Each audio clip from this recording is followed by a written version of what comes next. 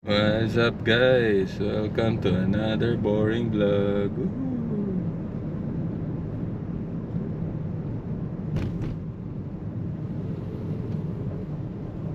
Ano naman tayo guys? Driving practice. Silent vlog muna try natin guys. So, drive lang kami ng drive. Hindi pala kami. Sakay lang ako yan. Si Commander yung drive lang ng drive para bumalik yung skills niya sa driving. Ano kasi ilang years na siyang tumigil eh. Siguro 4 years na. Parang gano'n. Simula nung incident. Kaya ngayon ibabalik namin yung kumpiyansa niya sa kalsada or sa loob ng kotse. Normally sa loob ka lang ng kotse, wala ka sa labas ng kalsada. Yung kumpiyansa niya, yung biyarda kumpiyansa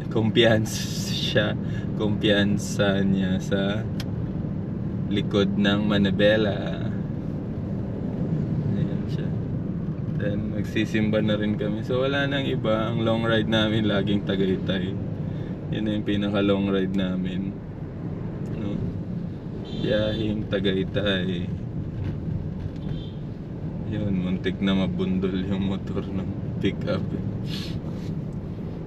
Na-assume niya lang kasi na safe yung exit niya sa daan. Buti na iwasan pa siya ng pick up. Kaya yan, very good tayo, mabagal lang talaga para hindi tayo maging ganun ano. Kamote. So try natin maging silent no, yung driving natin. Ano lang natin yung driver na yung magsasalita kung ano yung gusto niyang gawin. So ano tayo, chill ride. Behind the scene lang tayo. Behind the dashboard. Para tayong dashcam. Aircon na natin yung GoPro kasi ang bilis mag-overheat. Mainit ang ngayon weather.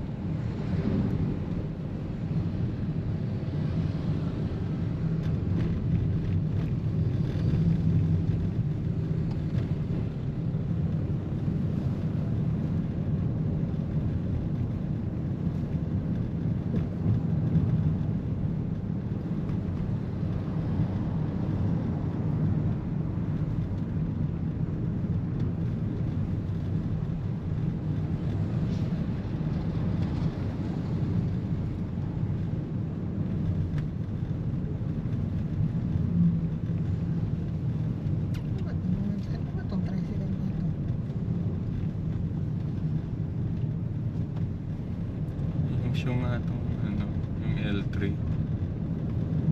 Tigil harurot kanina pa yun. Bantayan mo yan. May ibang agenda dito yun sa kalsada. Madali tapos biglang titigil.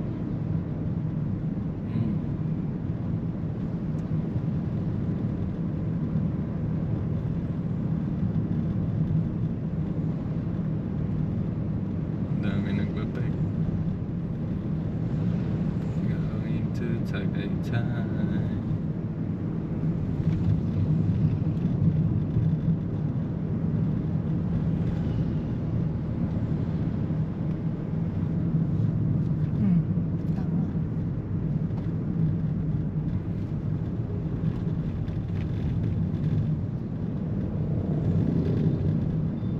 Ayan, focus ka lang. Lalo na maraming nagbabike. Dami naman nila. Sobrang layo siguro ng pinanggalingan nila.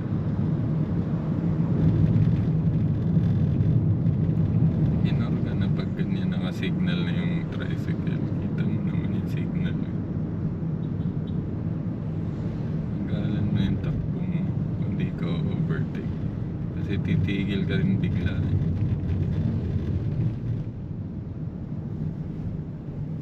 Signal ka kung overtake ka. Tapos tingin pag wala, overtake ng konti. Balik ko ka.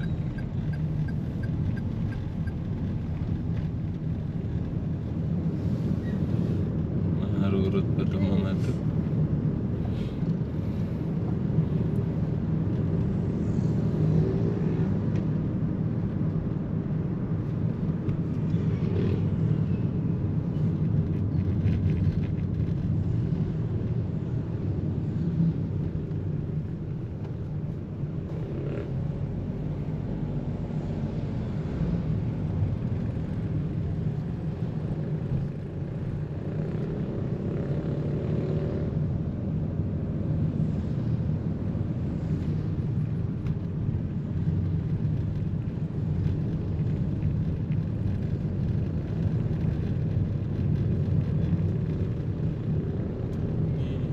Pag walang kasalubong, iwasan mo ng malaki. Ha? Kumain ka doon ng space. Kasi yung mga bike, mga pasaway, minsan gigit na. Pag konti lang binigay mong overtake sa kanila, tapos sumabit yung side mirror mo sa kanila, tumba sila. Delikado pa yung sitwasyon. Pag clear lang naman, pero pag ganyan may salubong, huwag mong gawin, pumreno ka. Huwag mong i-overtake ng kakapiranggot lang yung allowance mo sa kanila. Kasi nga, pag nasagi mo yan, tumba agad yan. Hindi yan,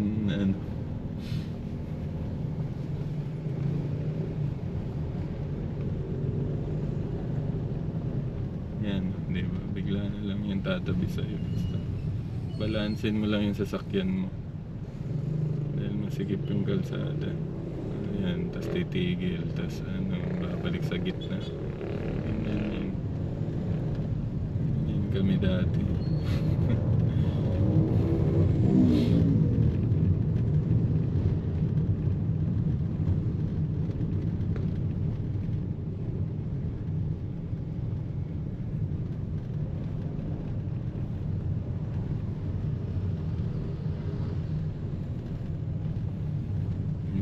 Hanggang Amadeo lang yung mga yun.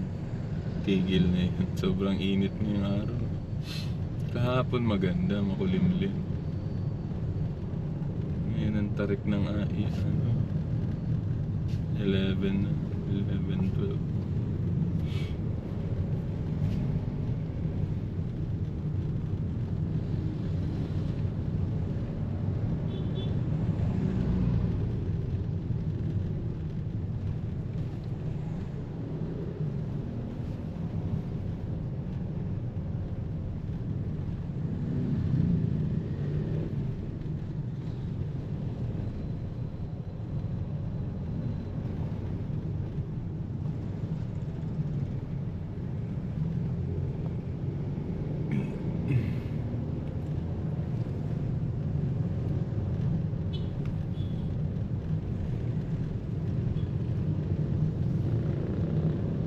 ganitong traffic, practicein mo na yung gaano ka, ano yung distansya mo between.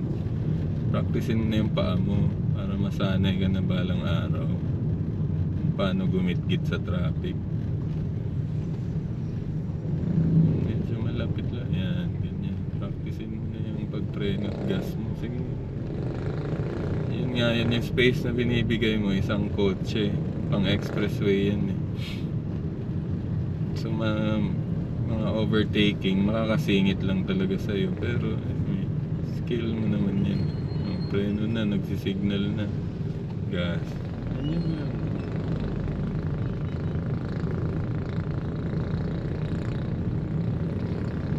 Pero try mo rin yung dikit-dikit sa kanila para masanay ka din. Wag puro relax kasi pagdating sa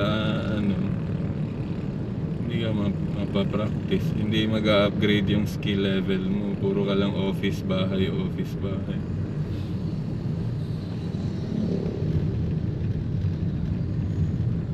Yeah, pasok. Sadyain mo dyan. Kumain ka dyan ng konti. Ganyan lang, pag walang salubong, kumain ka lang ng konting kalsada dyan sa left side. Pag meron, wag mo nang iiyan. Wag mo nang iiyan. Basta practicein mo rin yung nahihirapan ka. Wag all the time. Pag ganito lang.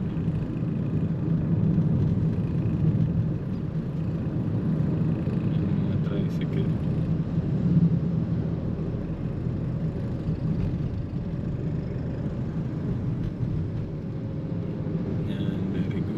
Nakakita ka ng crossing, minor, tapos gas pag wala na. Gas.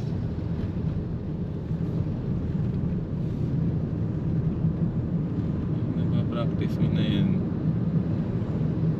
At least, yung awareness mo.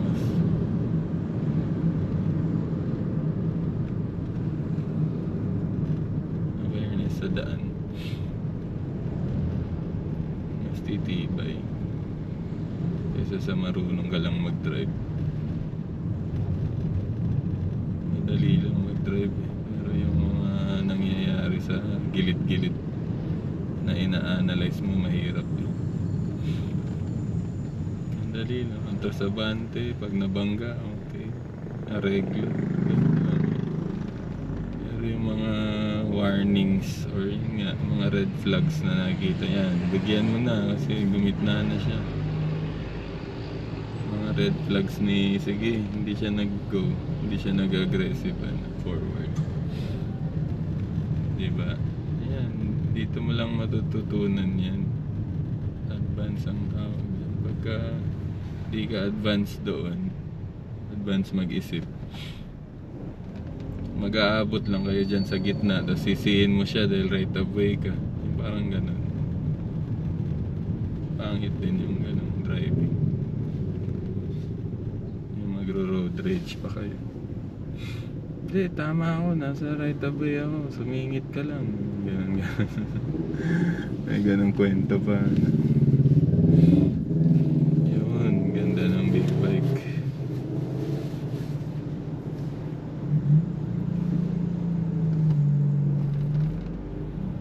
Relax ka lang.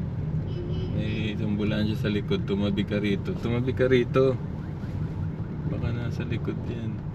Huwag ka dyan sa gitna, hindi ka naman liliko. Sige, gas.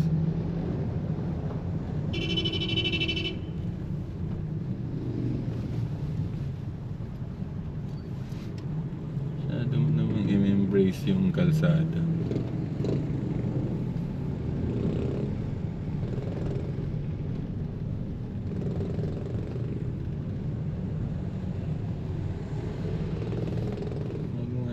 Susunod yung kotse sa'yo. Ikaw yung masusunod sa kotse. Pag gigitna yung sasakyan, ibig sabihin kasalanan yun ng kotse. Gumigitna siya, hindi mo inano.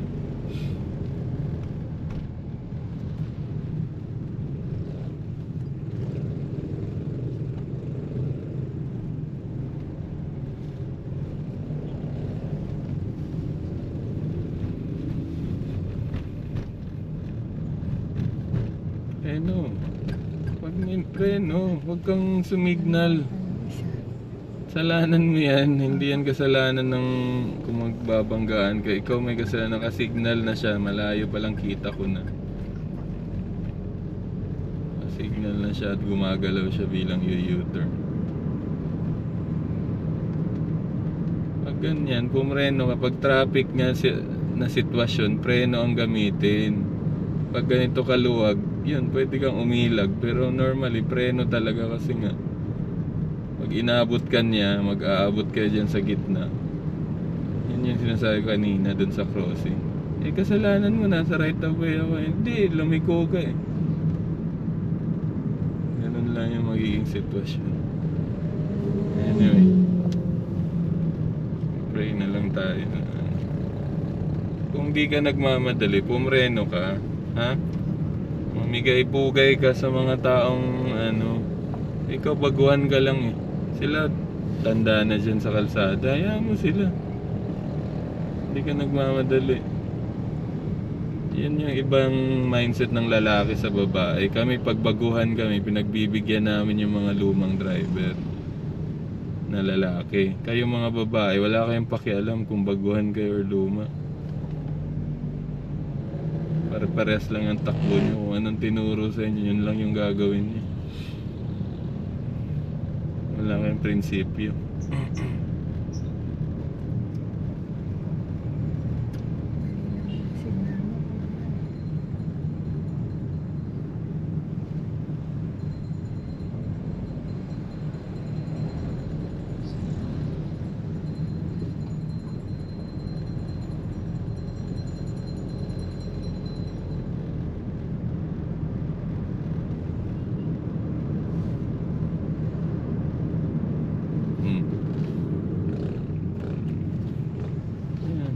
Very good, ganyan lang. Pero huwag mo idiin lahat lagi nung preno. Yung tinuro ko kahapon habang tulog ka.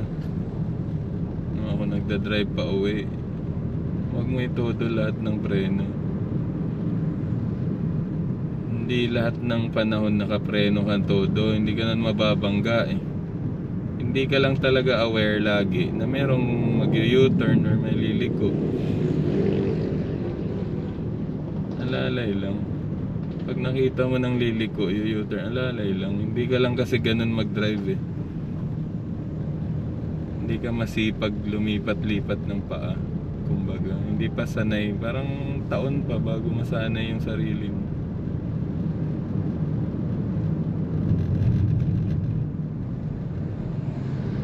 Ang tawag dyan ay 50-50. Kumbaga, nanguhula ka. Pero alam mo na nga yun. Yung sinabi ko, scenario nga yun eh. Alam mo na posibleng U-turn, posibleng liliko. Diba? Yan, posibleng kakain siya ng tingin. Yan. Ganyan lang.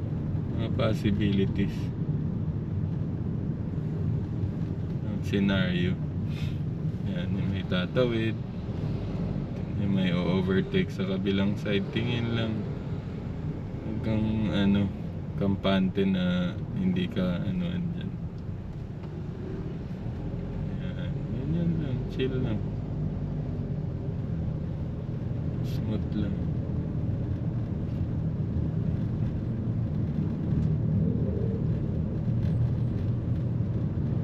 At hindi yata yung ililibing. Maraming sasakyan.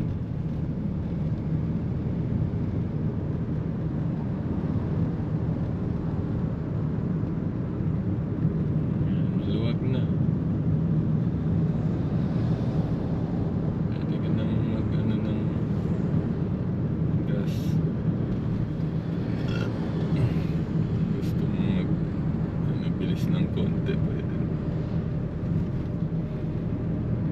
Huwag mong hawakan yan yung kamay mo. Hindi mo maliko yung manubela pagka nag-panic mode ka. Huwag kang mag-ano.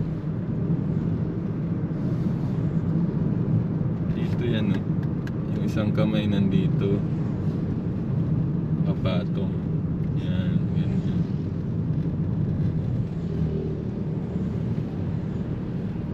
Tsaka bago ka aralin mo muna yung galaw bago ka nakahawak mag-isang kamay.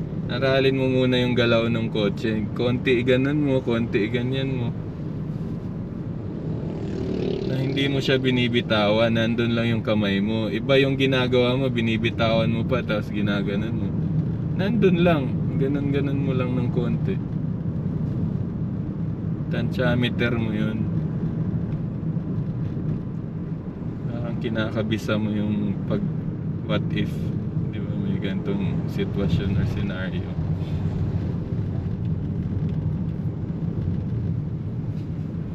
Normally, isa lang talaga, kahit matraffic, isang kamay lang gamitin mo. Kasi paa lang, preno at gas lang naman ang gagalaw dyan eh. Isang kamay lang lagi. Testingin mo lang, wag mong buhatin yung kamay mo, nandun lang sa comfortable ka sa manubela. Tapos ganun lang. Tapos ganito naman eh. Pag ganitong tumatakbo ka, konting ganun lang naman yan eh. Hindi naman kailangan todo lagi. Kaya bakit dadalwa kamay pa yung ano yun? Tsaka power steering naman. Power steering yung dalawa kamay pwede.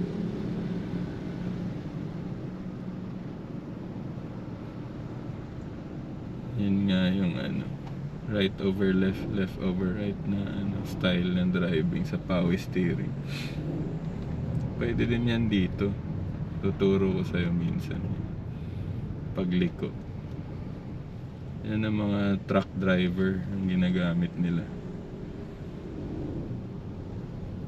Mga bus driver, mga SUV na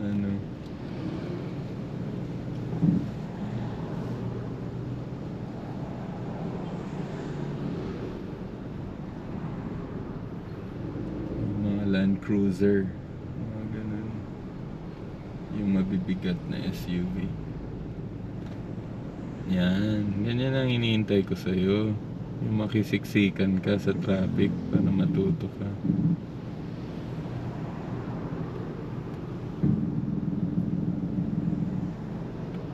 Uwian yata or may... Tatapos lang sila ng oras.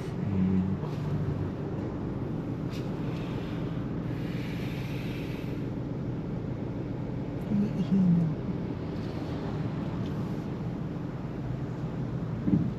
Umihiga muna. Kailan ginawa pa nga kanina? May isa lang naman ang makakapasok. Kung di mo na matiis, may mga gasoline station naman dyan.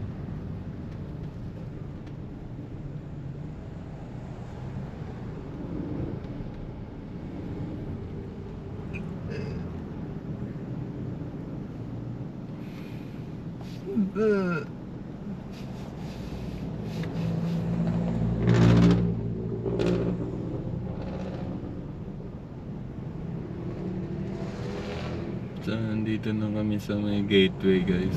Medyo traffic kasi may dyan, simbahan Our Lady of Guadalupe. Bagong tapos lang siguro ng mass, kaya medyo traffic kami. Kumbaga labasan. Itong truck, na-go siya tapos na-stop. Bakit hindi na ilaw? Sira na yung ilaw niya? Matik yun. Ano po ba ina-analyze mo dyan? Ang technique mo lang dyan, yung galaw niya. Yun lang yung sundan mo, huwag yung ilaw. Kahit anong sasakyan sinusundan mo, sira o may ilaw, huwag yung ilaw ang tignan mo. Yung mismong kotse. Yung body language ng kotse. Yan, kahit signal nga wala siya. Diba? Hindi siya sumignal. So yun, yep, body language. Tingnan mo, hindi mo kailangan ng signal dyan. Body language lang ng mga kotse.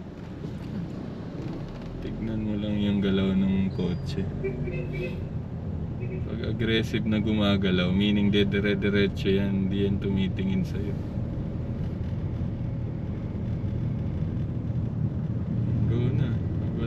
masyadong nagbabody language ng ano, aggressive. Ikaw naman ang mag-aggressive. Pero yun lang yun. Hindi mo kailangan lagi lahat naka-signal or ano. Yung language lang. Yun nga, kagaya ng nagmumotor. Pag yung driver aggressively lingon ng lingon, ibig sabihin lilipat siya ng lane. Kasi hindi siya gumagamit ng side mirror eh. Lingon lang siya ng lingon. Yun yung lumang style ng driving. Hindi nagsa-side mirror. Lingon lang ng lingon. May mga aggressive na ano, sa lubong. Ayun, diba? Huwag ka manang bumreno, gas, ano lang, minor lang, tas gas. Kasi malayo pa eh. Tansyahin mo. Hindi mo kasi tinatansya eh. Ganyan yan, tansyahin mo, huwag kang pumreno agad. Diba? Tansyameter lang. Kung malayo naman siya, hindi mo kailangang pumreno. Minor ka lang. Big bike. Big bike umuubo. Walang tambutso. Pero ano, hindi, kotse pala. Yung overtake na kotse rito. Pan, may L300. Hyundai. Ayan, tingin ka lang dyan. Sundan mo lang yung puting kotse. Kung overtake siya, basta nasa tamang lane ka. Tatawid, minor, lalay lang, yan. Go. Ano lang. Yung tamang timing, minor lang, wag yung todong preno. Kasi yung kotse, pag may preno ka back to zero, mabibigatan na naman yung andar mo. Nalalay lang sa preno. Hindi, labas na, lusot na. Yan, lusot na agad. Baka ba may mangyaring sakuna.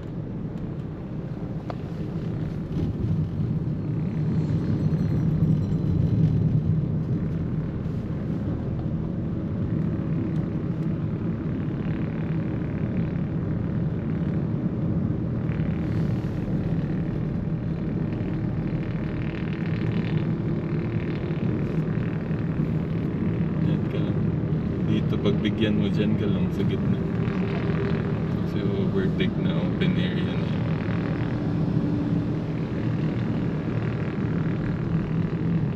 Yan ka lang, pagka dito.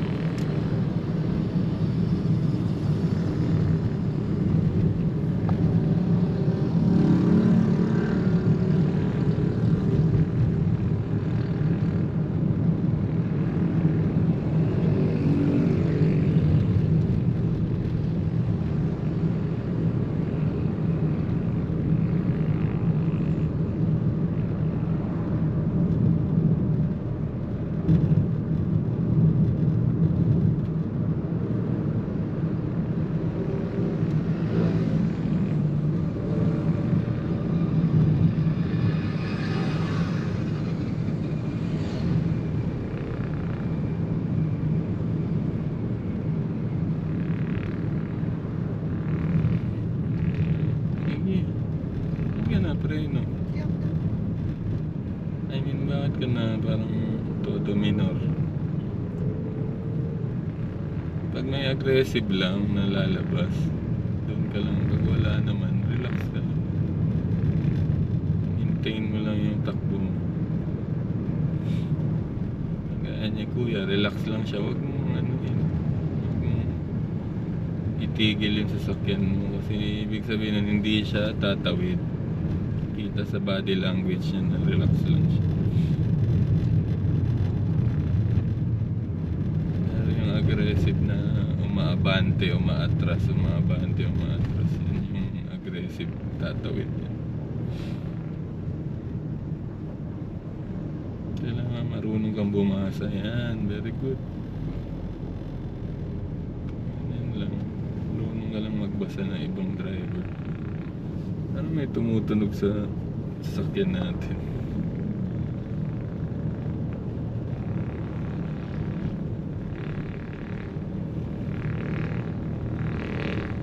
Hindi naman natin to. Ginamit mo pala doon sa ano kahapon. So sobrang bilis mo doon sa may bagong ginagawang SM General Trias doon sa atin sa Lancaster. Palipat-lipat ka doon sa Lubak, tapos doon ka nalubak ka palalo. Natandaan mo ba kahapon? Kinalimutan na yung mali mo. Yung mabilis tayo doon sa ano,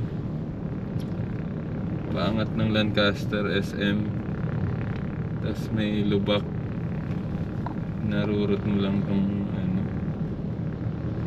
si Ray sa Lubak, kaya alog tayo ng alog. Inilag mo pa, dun mo diretso sa Lubak inilag.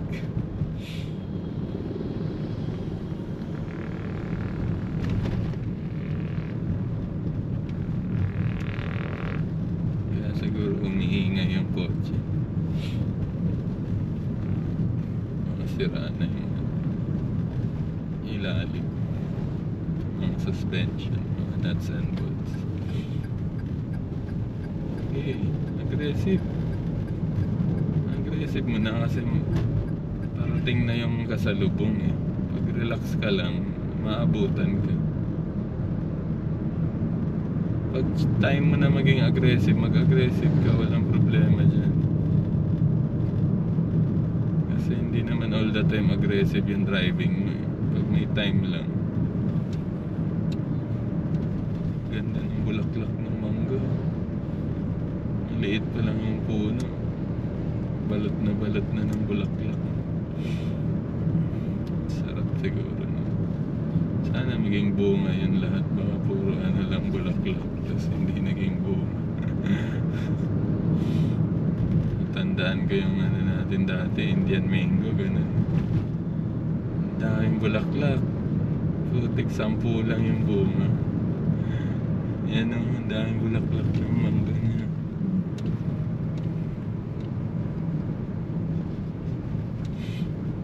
Pero yung sunod na bunga naman, naging ano naman yun, mahigit 10.